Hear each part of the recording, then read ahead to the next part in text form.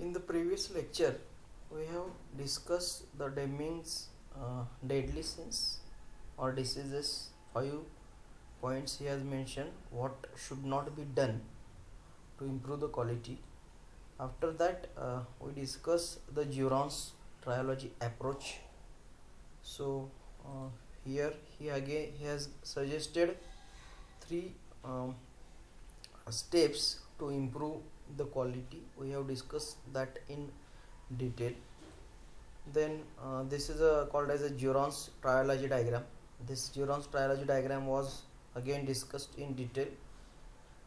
So what should be done to remove this sporadic spike?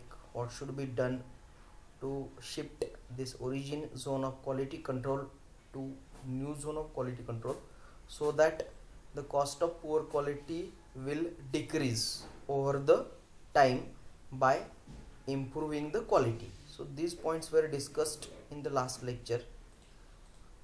Then we have to see a new concept, that is a quality economics. So in the quality economics, so whenever you are saying the quality economics, you should consider the cost of quality and the value of quality also. So these are two complementary parts: cost of quality and value of quality.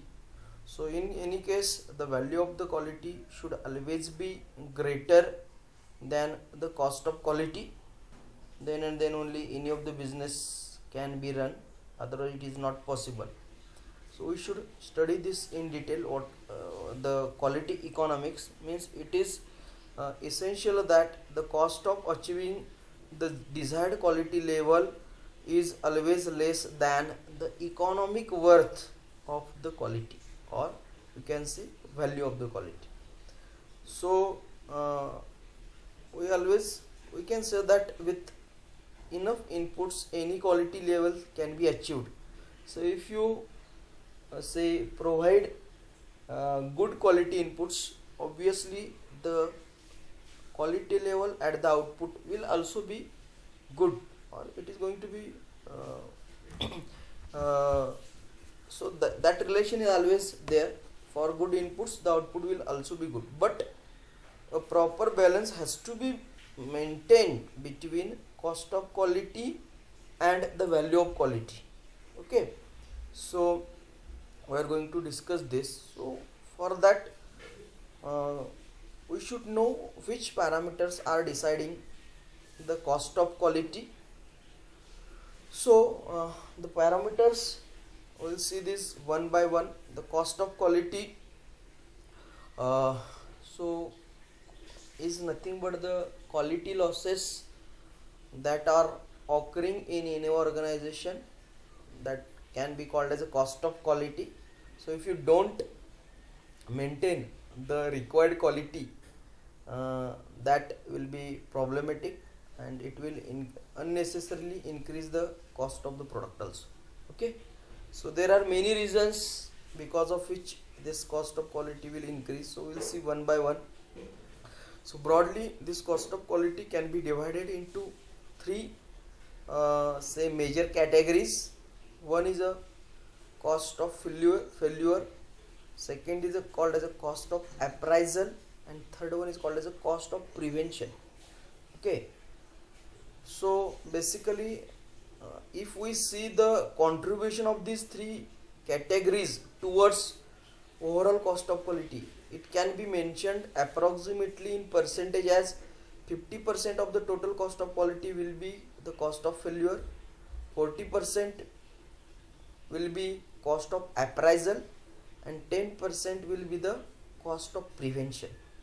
Okay, so this is approximately contribution of each parameter towards the overall cost of quality. So again, these are further classified as a cost of failure is further classified as external failure and internal failure. So external failure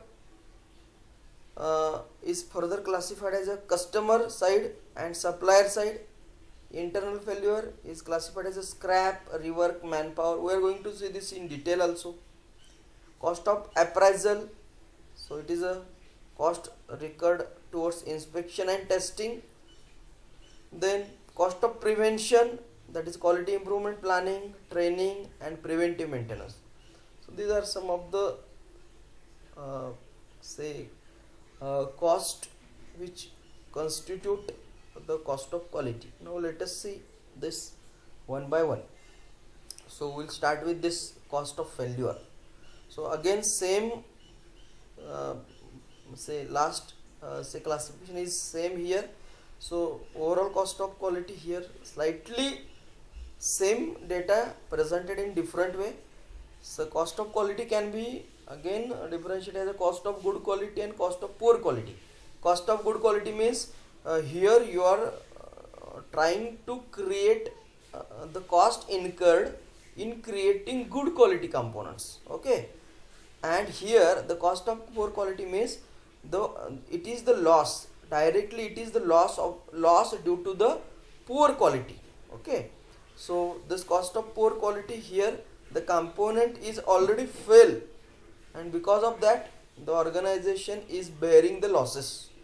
Okay, so here the failure has already taken place and you are taking the corrective action in both these cases, that's internal failure and external failure. Whereas in case of the cost of good quality, you are trying to prevent the loss, component has not failed, so you can call this as a preventive action. Cost of good quality means you are trying to prevent the poor quality product, whereas cost of poor quality, here the component is already failed. So this can be considered as a pre-processing, this can be considered as a post-processing. So various costs which are related to this cost of good quality, that is a prevention. So in order to prevent the poor quality, what you are doing, so the cost incurred towards these things will constitute the cost of good quality. So APQP, advanced product quality plan, FMEA, failure mode effect analysis, FTA, fault tree analysis, process capability, variation reduction, lessons learned, education / training. So all these techniques mentioned over here, they will have some cost, so you have to consider that cost in your cost of quality. So here you are trying to ensure that the defective components are not produced at all. Okay, appraisal cost, so basically this is related to testing. So incoming testing, in process testing, final testing, calibration, auditing, registration cost. So all these things are considered as a appraisal cost. Internal failure, so process delay, rework, scrap, retest, validation, FDA, RCA, CAPA, CAPA, that is a corrective action, preventive action, downtime, loss of the capacity. So the cost incurred towards these parameters, that is due to internal failure. External failure, customer returns, warranty, loss of the customer sales, sort and repair at customer, lower quality scores. So here broadly, external failure, the failure which has taken place, the component is already failed and it is failed at the customer end. The component is already delivered to the customer and the failure has taken place at the customer end, that is called as external failure. Internal failure, the component is failed but it is not delivered to the component, it is still in the premise or it is still in the custody of the manufacturer, so that is called as a internal failure. Okay, so again let us see this one by one. So as we discuss, the cost of failure is 50%, cost of appraisal 40%, cost of prevention is a 10%. Okay, again this cost of failure is further divided as a cost due to external failures and cost due to the internal failures. So what are the costs due to the external failure? So warranty charges, suppose if you have purchased a fan, it has warranty of say 1 year, and so within this period of 1 year, if the fan you have purchased, if it is having any kind of defect, okay, it is not working due to any say reason, so it is the responsibility of the manufacturer to get that defect corrected, or if that defect is not say not possible to correct, the manufacturer has to replace that fan, and all the cost incurred towards this uh, defective component has to be bared by that particular manufacturer. Okay, so obviously the customer is going to make the complaint, and it is the responsibility of the manufacturer that manufacturer has to close that complaint. So all the cost incurred towards this complaint, towards the management of this complaint or towards the closing of the complaint has to be bared by the manufacturer. So manufacturer has to send a technician to the customer, so the cost will be incurred in that, and that has to be bared by the manufacturer. So that charges will be included as a warranty charges if the component is within the warranty. Then complaint management cost, as I told you, that the cost of investigation and adjustment of uh, complaints related to defective products or installation errors.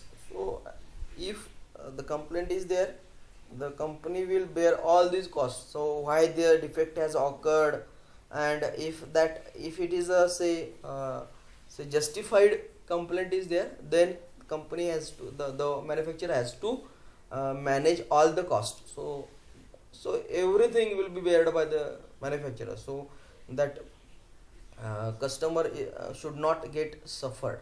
Okay, so that cost. Then returned material cost. So if the component is defective, obviously the customer is going to give that material back to the manufacturer, and manufacturer has to give a new defect free component to the customer. So whatever is the material return, defective material return, that return material cost is to be bared by the manufacturer.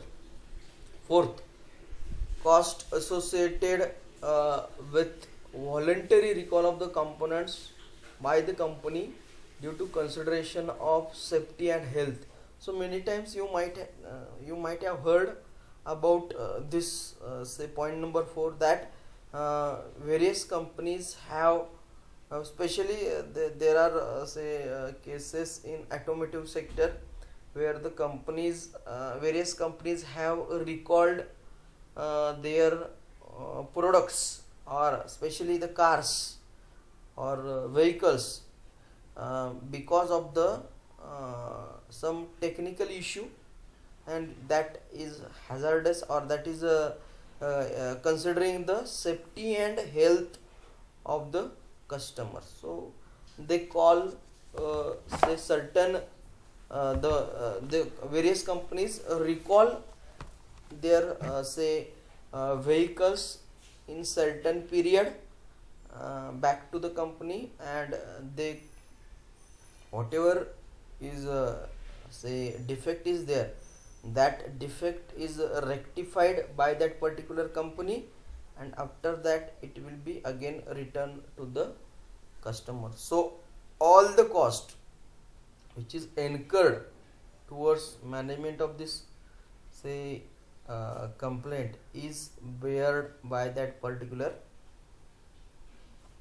manufacturer. So that cost, there are so many examples are there that you can find related to voluntary recall of the components. Then cost of the lost goodwill. So obviously whenever there is a such kind of thing happens, obviously the goodwill of the company gets lost, so its brand value gets decreased, which is the biggest loss to any company, that is a brand name.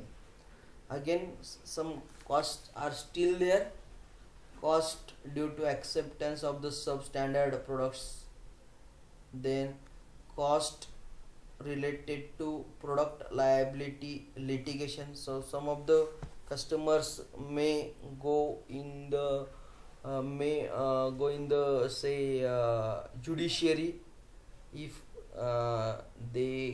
say they come across such uh, say defective components, so that cost litigation cost has to be bared by that particular manufacturer.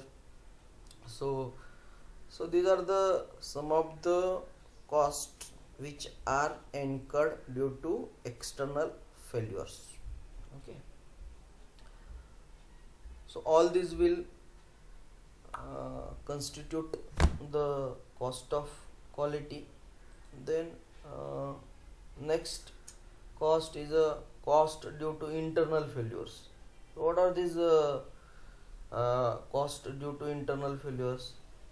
So cost due to internal failures are cost of the cost of the scrap, rework and wastage. So here cost due to internal failures means the component is already failed, but it is still in the custody of the manufacturer. So that failure has to be, if is repairable, that has to be repaired. So they may require rework of some components, some grinding is required, some welding is required, so that extra cost they have to manage. Or if it is not possible to remove the defect, they have to scrap it, so that cost has to be bared. Then cost of re-inspection and retesting. Sometimes re-inspection has to be done, retesting is required, 100% inspection is required, so that will be the additional cost that has to be bared by the manufacturer. Then cost of the lost production due to supply of the defective material. So sometimes it may happen that you have supplied the defective material, and in order to complete in order to replace this defective material, you have to lose the other scheduled production. So obviously your production will get lost. That cost you have to that manufacturer has to bear. Then cost of appraisal. So basically the cost of appraisal is related to cost involved in inspection and testing. Basically appraisal means it is the cost involved in inspection and testing. So you can just go through these various cost. Okay, so what are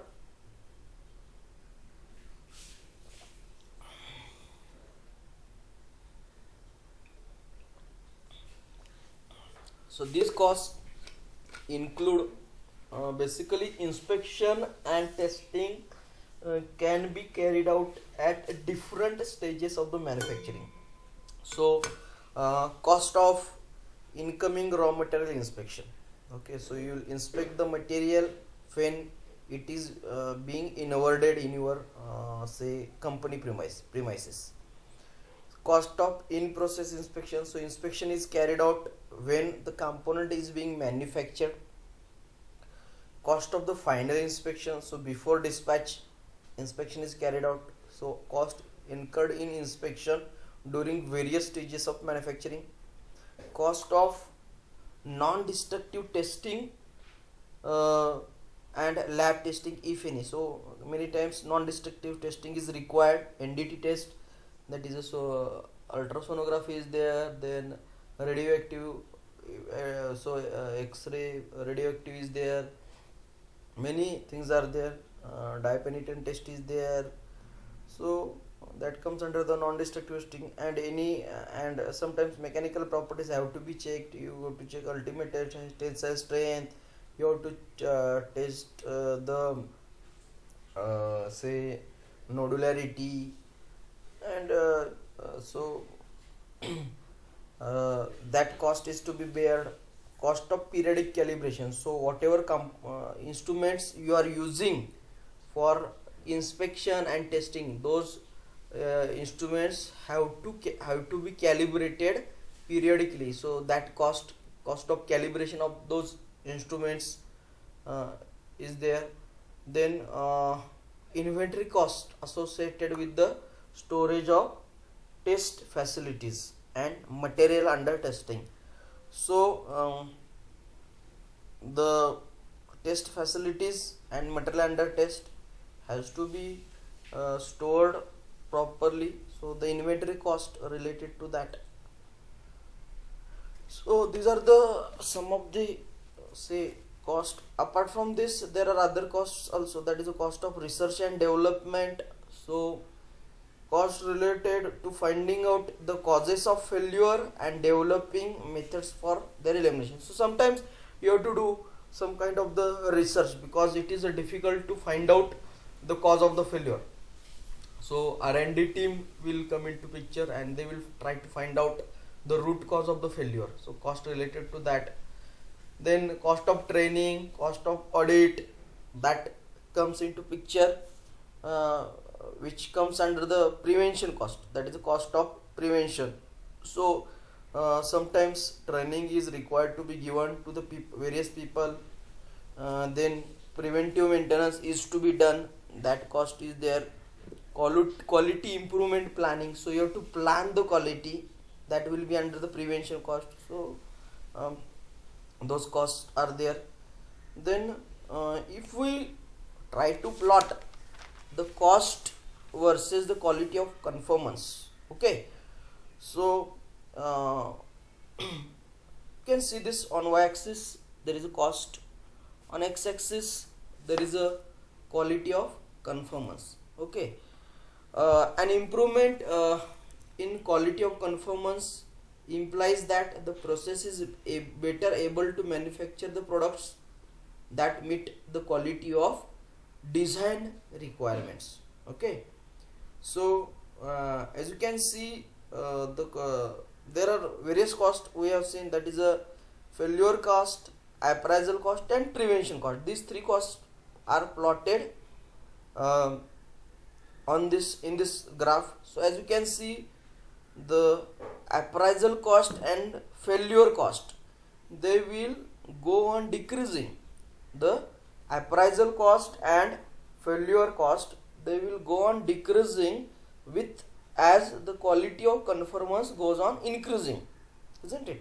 As you can see this, as the quality of conformance goes on increasing, this is the cost of poor quality, that will go on decreasing. But as the quality of conformance goes on increasing, the cost of prevention will go on increasing. So you are trying to ensure the things, that's why more and more cost is incurred towards the prevention cost. So as the quality of conformance goes on increasing, the cost of prevention will also go on increasing. So this is the relation between various cost of quality and the quality of conformance and cost. Okay, so this is very again important thing is there. Then this was related with the cost of the quality. Now we'll discuss the value of the quality. So value of the quality is basically nothing but it is the activity of trying to find out the net worth of that particular component or the value of the that particular component. So it is, you can define it as it is the direct or indirect gain to that the manufacturer is going to get due to the quality mission. Okay, so it is a direct or indirect gain. So sometimes it may be direct gain, sometimes it may be indirect gain that the manufacturer is going to get. So direct gain means it may be in the form of a direct money cost, and indirect gain maybe the increase in the brand value. It is the indirect gain, remember that. It increase in the brand value, increase in the credit, increase in the customers, so that may be the indirect gain. Because if the value of your quality is very high, then the customers will directly come to you, isn't it? So that is the indirect gain to the manufacturer due to the quality measures. So it is it is not easy to find out the value of the quality. Okay, so it is slightly complex to estimate the value of the quality, isn't it? Because it is not a quantitative term, it is a qualitative. So but you can consider certain parameters which can help you to determine the sales value of the quality.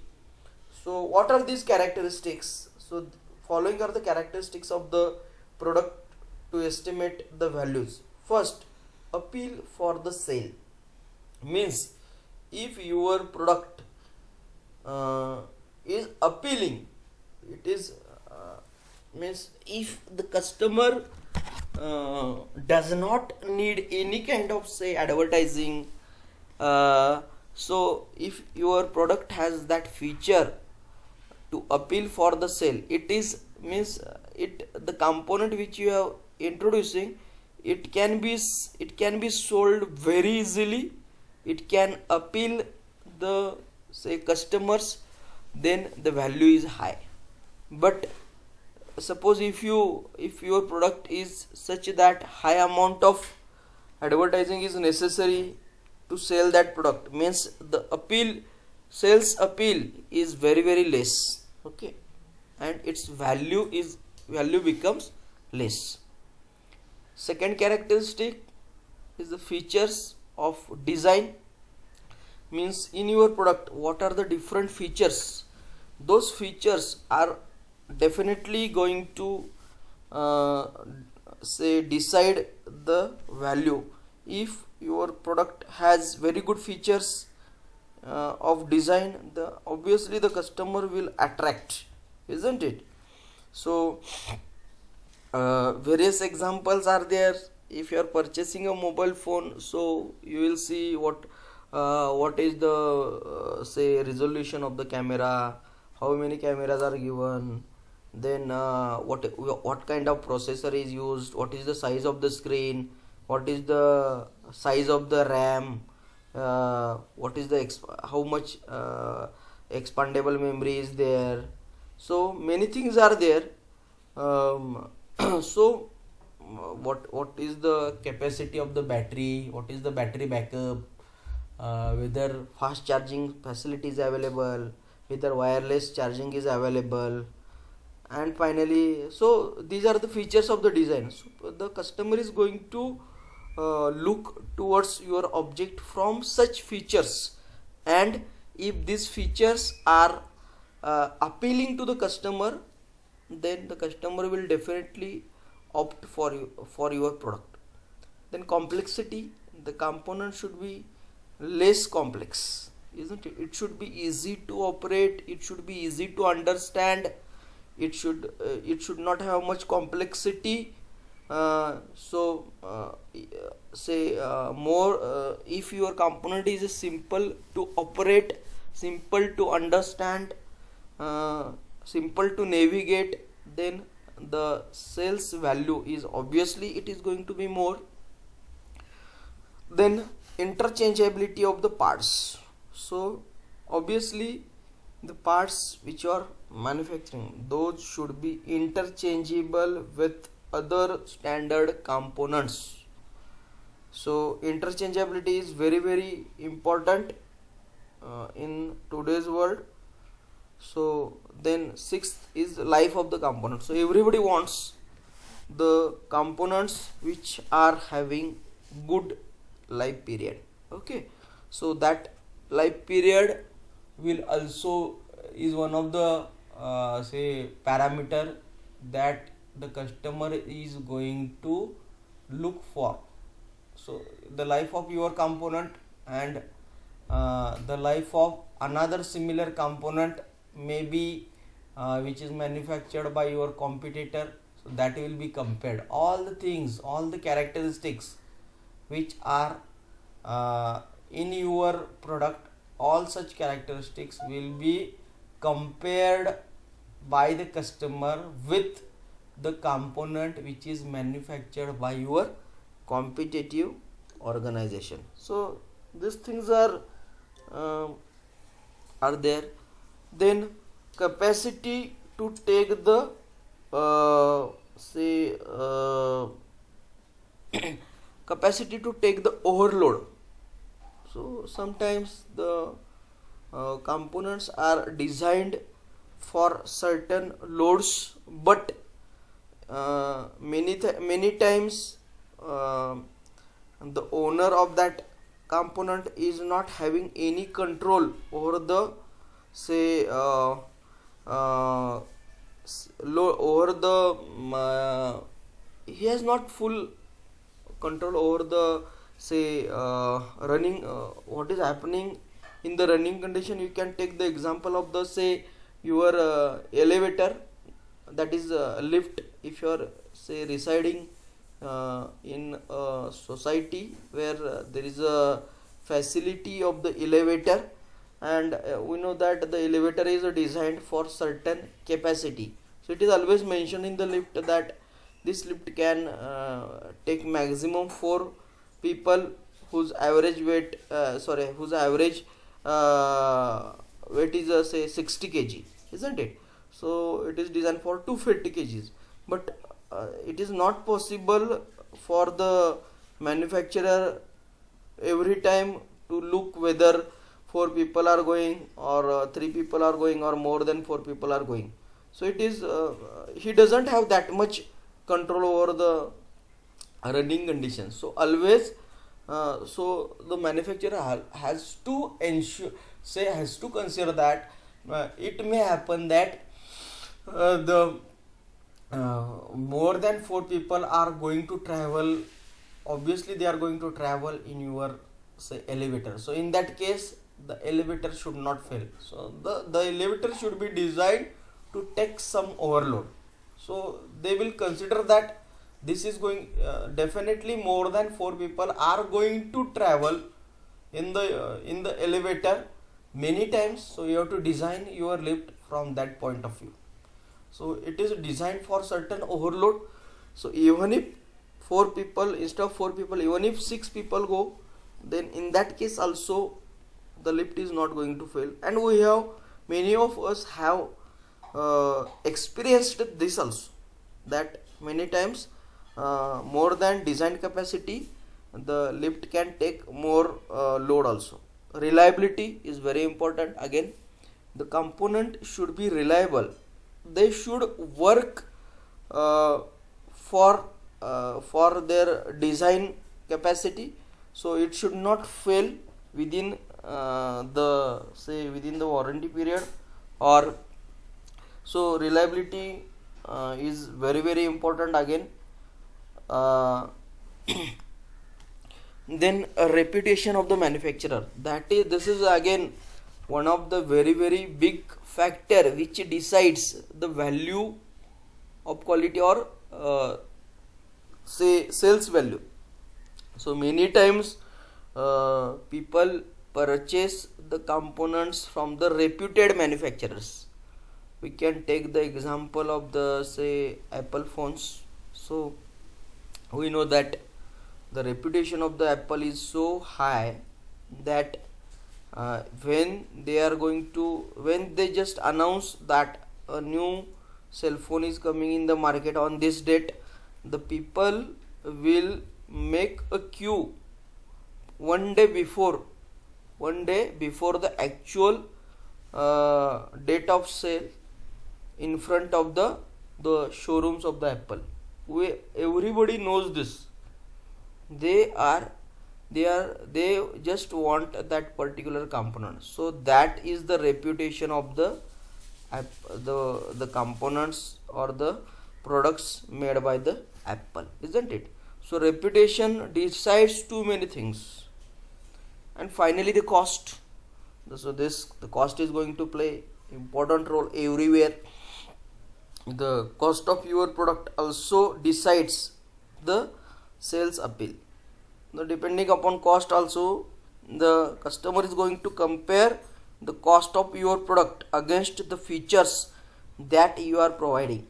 So you are not the only say manufacturer who are giving say selling a particular type of the component. There are other organizations also who are going to sell the components which are similar to the components sold by you.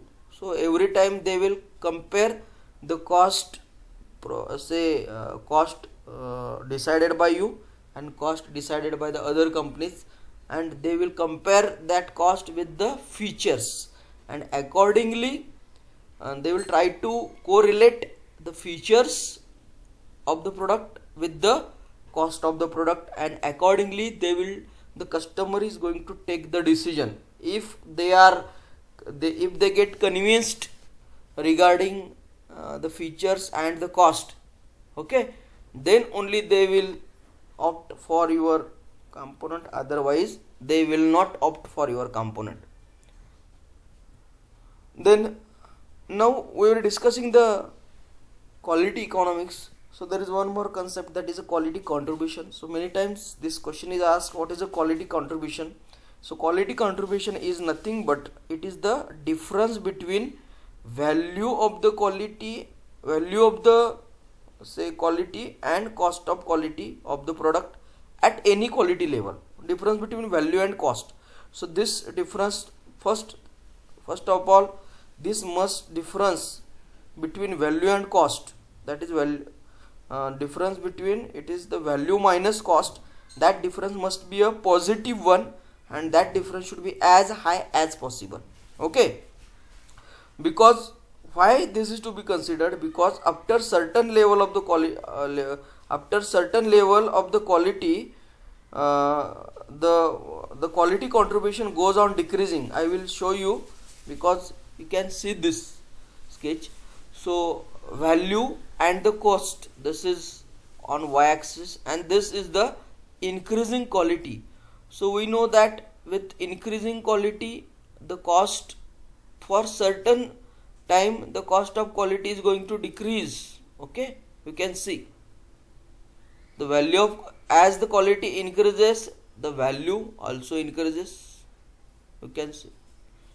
Okay, and after certain time it will go on decreasing with increasing quality. Whereas same is the case with the cost. With increasing quality, the cost is going to decrease up to certain level, and after that the cost will go on increasing, because the customer is not ready to pay. Even after your quality is increasing, the customer is not ready to pay for the extra quality that you are providing. He is saying that it is enough, this much say threshold. It is a say endless research is there. So the customer say that at this particular point, say optimum point O, the customer will stop. He will say that is enough for me, this much of the quality contribution, that is the difference between value and the cost. This is the highest here, as you can see. Okay, this is the highest quality contribution. So the customer will stop at this point, and so that's why you can see up to certain level. This is the say sketch here, this sketch at the bottom, it is the sketch of the quality contribution, as you can see. So this quality contribution here, in this case it is 0. It will go on increasing. Why? Because this difference between value and cost, it is going increasing. Okay, it is going increasing up to certain point, up to say this point, up to point this cost difference between cost and value is highest.